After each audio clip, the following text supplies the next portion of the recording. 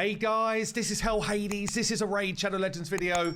Guys, we're going to do a bit of a news mop-up as well as talk about where we are with the fusion so far. Where should you be?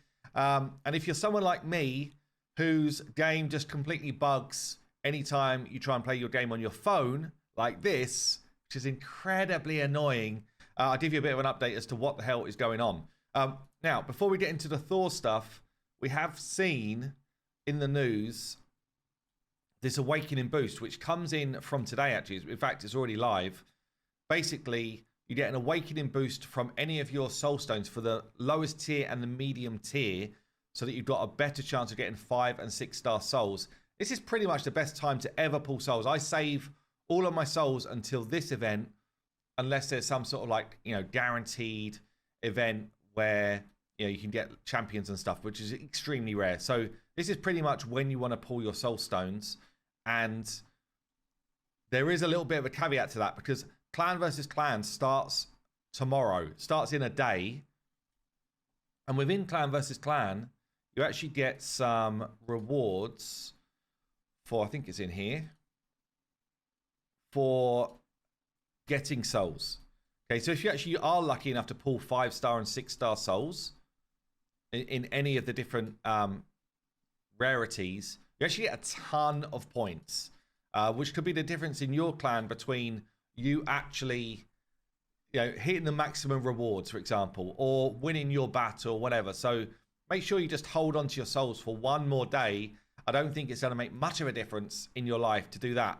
Similarly, if you're collecting the fragments here for Diana and didn't use them over the weekend for Champion Chase, you can pull your fragments during clan versus clan and get additional points for summoning champs. Okay, so that's something else. Look how close I am to Maud, by the way. 2 more. I've run out of stuff. I've run out. So the only way I get Maud now is by deliberately not getting a fusion, which is kind of crazy. Anyway, there is... So in terms of the soul event, I mean, I've got a decent amount here from just saving up, honestly, and I've got some to convert as well. So I'll do those tomorrow. But I did wonder if the soul event was going to be in line with getting the kind of like guaranteed Freya. Maybe that was going to be the way they were going to do it, but they're not. There is hiding in my tournaments, which I can't access on my PC. Oh my lord. Is a soul chase event where you can actually get yourself just rewards. Like there's books in there and stuff, but I'd still say it's probably still worth doing the summons at this point. It does mean we're still due this kind of like guaranteed Freya event, but that might still be a while off, so we don't know exactly when that's going to come. But right now, you should have 175 fragments if you've done all 7 events. And then we're kicking into this kind of like, honestly, it's a bit of a lull where you've got artifact event, a dungeon divers, and then we don't really kick off properly again until Fire Night. So most of your energy should just be going into dungeon divers starting tomorrow. And in fact, today, because I've finished the Dragon Tournament quickly, I'm just saving energy actually until we go into dungeon divers. So that's something to be aware of. Level 20 dungeons give you your best dungeon diver points rewards. In fact, the new dungeon, the Odin one's pretty decent for, firstly, getting some stuff that you might actually want, but also getting yourself some good points for dungeon divers if you do stage 20. So bear that in mind as well. The other thing that popped up over the weekend was some info about the siege and the kind of updates from Raid. So we've got this Raid Digest. Fair play, Raid have actually kept to doing this every 2 weeks. And sometimes there's kind of nothing in there. Sometimes there's a bit of info. But basically, they've got this info about the siege update. It says here, we usually refrain from updates without a finalized date. But important to know that the siege, they're obviously like analyzing a lot of what's going on with the siege game mode at the moment. And some people loving it, some people hating it. I think probably more so on the hating it. But it's a lot of rewards, honestly. If you're someone who's winning or just like, actively playing, there's quite a lot of rewards from this game mode in a set that's pretty damn sweet, honestly. So, a set which is just a bit better than Perception Gear.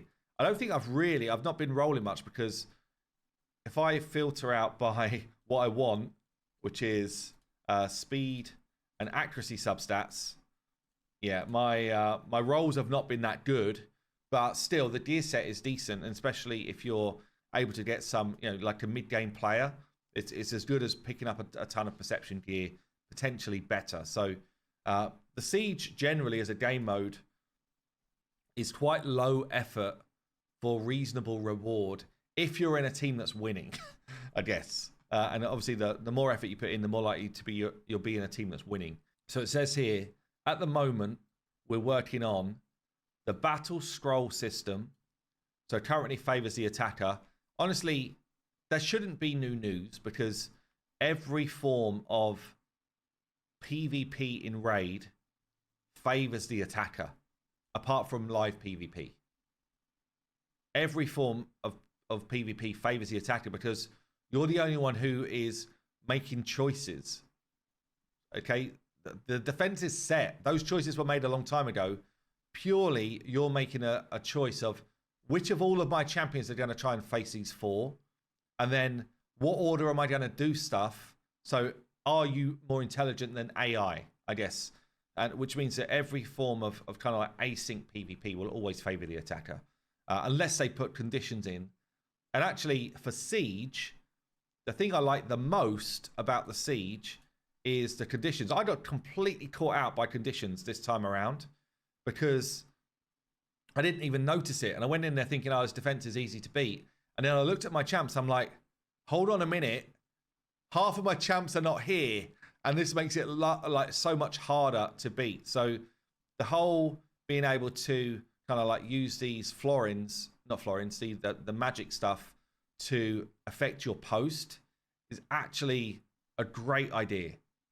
It's a great idea. The trouble is, it's so conditional on whether you were winning your last fights to have enough of the stuff that it makes it a silly idea. Like, if it was just a case of anyone who is controlling a post chooses their condition, then I think you've got a game mode where the defense actually starts to have, if anything, more of an advantage. So I wish they would just expand on that or give us a lot more of the magic stuff, or, basically make it so that is a thing. It says here as well, regarding players who missed the Siege because their clan was too quick or efficient in their victory, as you had this one time where kind of logged in and most of the stuff was already done.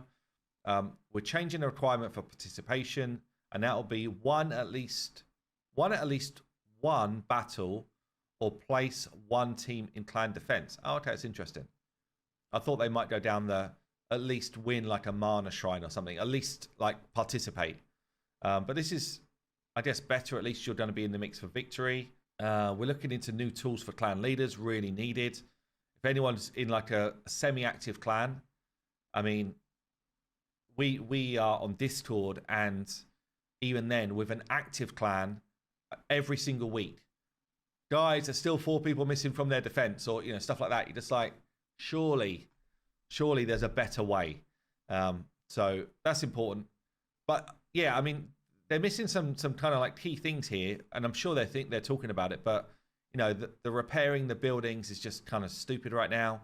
And as I say, the not being able to use the condition stuff like consistently is also a little, and those two kind of like paired together as well. So hopefully they get some good changes into Siege and get it to a good system. What else is going on here? The event dungeon has got a secret. Basically, you can't turn me to control or put decreased speed on Odin in that dungeon. Kind of worked that out myself, but apparently it is by design. Some bugs with White King. Okay, nothing else really going on there. So for Thor, and I've done some testing with Thor, done some videos on that. It's very strong hitter. He's not game breaking, but he's definitely up there as like a great Hydra champ and a great wave clearing champ. So definitely, and that's why I'm doing it. I think it's very worthwhile. Says here though, Thor recently added to the game, has a couple of quirks you should know about. At the moment, his passive stacks with blessings and masteries when he fights bosses. It is a bug and it will be fixed. Yeah, I remember doing my video and I was like, oh, we've already been told Warmaster doesn't work towards his stacks. And then literally in my comments, some people are like, that does work. I've seen it somewhere else on a different video. And I'm like, what? We were literally told specifically it doesn't work. Anyway, changing it's not meant to be working.